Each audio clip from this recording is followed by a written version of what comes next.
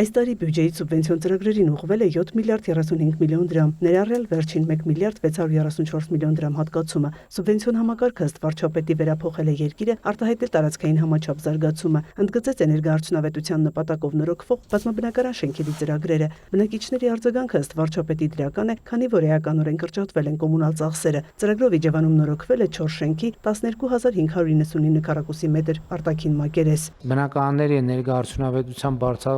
բարձրացումը էներգետիկ վերափոխման եզրափակիչ փուլն է եւ հիմա ընդհանուր առմամբ մենք պետք է մտածենք, արդեն ես խնդիրը դրել եմ, ես եմ նայում, թե մենք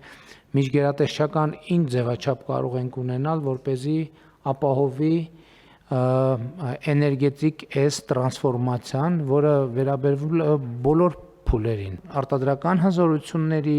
դիվերսիֆիկացմանը եւ արդյունավետության բարձրացմանը, այստեղ իհարկե կուտակիչ կայանների ենթակառուցվածքը շատ էական եւ կարեւոր է։ Էլեկտրաէներգիայի արտադրության ձևերի բազմազանեցում, էներգախնայողություն, ավելի քիչ էներգետիկ ռեսուրսի ծախսմամբ ավելի տաք բնակարաններ։ Վարչապետը անհրաժեշտ համարեց միջգերատեսչական գործակցությամբ դիտարկել նաև էներգոարդյունավետության ծրագրում սեյսմիկ խնդիր չունեցող պանելային բոլոր շենքերի ներառումը։ Հանրապետության բոլոր պանելային շենքերը մենք պետք է խնդիր դնենք, որ լուծենք, չգիտեմ դա ինչքան ժամանակ կտևի, այդ նույն բանաձևով բնակչությունն էլ պետք է մասնակցի, այս ծրագրով մենք ներդրված գումար մենք գործնականում ուղիղ դնում ենք մարդկանց գրպանը, ուղիղ, առանց չափազանցության, դա տարիների ընթացքում։ Նախորդ տարի պատմական մեծ չափի համաֆինանսավորում ենք ունեցել շուրջ 60 միլիարդ դրամի 2025 թվականին աշխատանք ենք իրականացրել, որոնց կեսից ավելին ֆինանսավորել է պետական բյուջեից, հիմա շուրջ 1 տասնյակի մոտ համայնքներ ունենք, որոնց ասֆալտապատման հայտերը միայն գերազանցում են 3 միլիարդը, 4 միլիարդը, դա այն հայտերն են, որոնք ներկայացվել են 2026 թվականի համար։ Իջևանում համաֆինանսավորմամբ կառուցվել է բացօթյա լողավազան, որտեղ գոնե ավելի քան 3 ամիս լողալու սեզոն կա, կարվի ծրագիր է, կսկսեն մարզկենտրոններից։ Սա էլի կյանքի եւ ընդհանրապես մանկության փոփոխության շատ էական գործոն է, նախագիծը տիպային նշանակություն ունի, հիմա ինչ խնդիրներ կա, որ այնտեղի հայտ կգան, որտեղ առաջին նման ծրագիրն է եւ ըստ էության մեզ համար անծանոթ թեմա, որտեղ մենք նոր ենք մտնում, ինչ խնդիրների հայտ կգան, մենք ընդհանրապես բնականաբար կլուծենք։ Վարչապետի խոսքով կարևոր է գնահատել բնակավայրերում ստվերն ինչքան է կրճատվում, որն արտահայտվում է ՀԴՄ կտրոններով։ Պետնախագահի առաջ խնդիր է դրվել, որ դրոշմապիտակներով համակարգը ապրանքների ցանկը այս տարի մաքսիմալ ընդլայնել։ Հաջորդող շրջանում պետք է մտածել այս շուկայում այլընտրանքներ ձևավորելու հնարավորությունների մասին։ Փաշինյանը նաև հայտարարեց, որ պետք է կրկնապատկել միկրոբիզնեսի շեմը, կարգավորում նախատեսել։ Եթե որևէ ձեռնարկություն դա վերաբերվում է եւ միկրոբիզնեսին եւ շրջանառության հարկով աշխատողին, տարվա մեջ օրինակ կնայենք 3 անգամ ՀԴՄ չթողարկելու համար բան եղավ, արձանագրվեց ՀԴՄ բաց չթողնելու փաստ, 5 տարի ինքը պետքա զրկվի ընդհանրապես եւ միկրոբիզնեսի եւ շրջանառության հարկի ոլորտում աշխատելու։ Այսինքն պետքա միանգամից մտնի եւ 5 տարի պետքա արգելվի,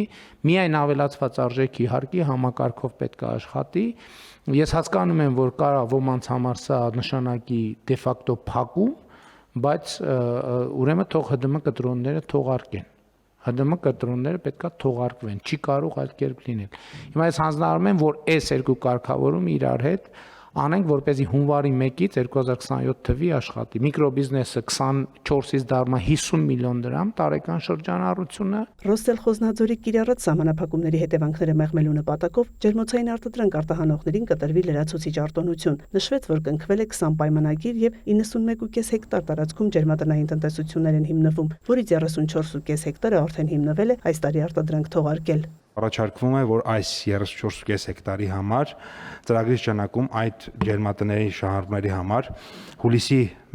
ուրեմն մինչև 2026 թվականի հուլիսի 1-ը իրականացված մոնիտորինգի արդյունքներով, եթե ջերմատունը կառուցվել է եւ 26 թվականի ընթացքում իրականացրել է գյուղատնտեսական արտադրանքի արտադրել, վաճառել է,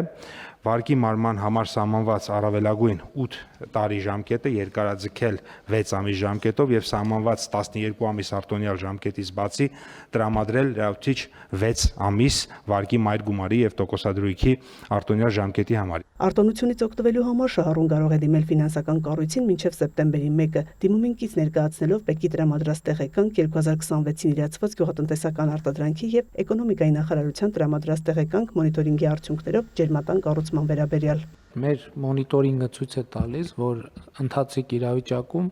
մեր տնտեսությունը ադապտացիայի բավականին լավ տեմպեր է ցույց տալիս։ Հիմնական լարվածությունները, որ կարող են այս շրջանում լինել, կապված են վարկերի մարման գրաֆիկների հետ։ Մենք հիմա գործնականում կառավարությունը ասում է հետևյալը, որ հարգելի տնտեսվարողներ, առաջին 6 ամիսների ընթացքում դուք կարող եք դրա մասին չմտահոգվել, գնացեք հանգիստ այն նոր շուկաների հնարավորությունները, որ մենք ձեզ համար բացել ենք, գնացեք հանգիստ այդտեղ նոր շուկաներին հարմարվեք եւ սկսեք աշխատել արտահանման նոր ուղղություններով։ Կառավարությունը հասցեական կաջակցի այն դեպքերում, երբ արտադրանքը համապատասխանի ստանդարտին, բայց պարզվի մարդիկ հանդիպել են օբյեկտիվ խոչընդոտի։ Նրանք, ովքեր կուզենան իրոք այդ ստանդարտներին համապատասխանել, մենք աջակցության ծրագրերը այսօր էլ բաց են, բայց կներեք անորակ ապրանք արտահանել ինքնիշխանության հաշվին այդ անտրամաբանական է։ Այս ջերմատներին, որոնց մենք հիմա աջակցում ենք, փաստացի իրենց արտադրանքը ոչ միայն ունի այդ միջազգային սերտիֆիկատները, այլև սա ամբողջապես նույն տեխնոլոգիաներն է, ինչը օրինակ Եվրոպական միության զարգացած գյուղատնտեսական երկրներում կարող ենք ունենալ։ Մենք տրանսպորտային որոշակի հեռավորությունների խնդիր ունենք եւ դրա պատճառով նաեւ աջակցության ծրագրեր ենք իրականացնում, որպեսզի փորձենք այդ ադապտացիան ապահովել։ Իմ կարծիքով մենք տրանսպորտային հեռավորության խնդիր էլ չունենք։ Նախորդ օրը, երբ որ մենք խորհրդակցություն ունեցանք, մենք տեսանք, որ մի շարք նոր տրանսպորտային ուղղություններ են բացվել, որոնք A կետից B կետը ավելի կարճ են հասցնում, քան այն, որ մենք նախկինում ունեցել ենք։ Եվ սա պետքա էլի բան անել, աշխարհագրությունը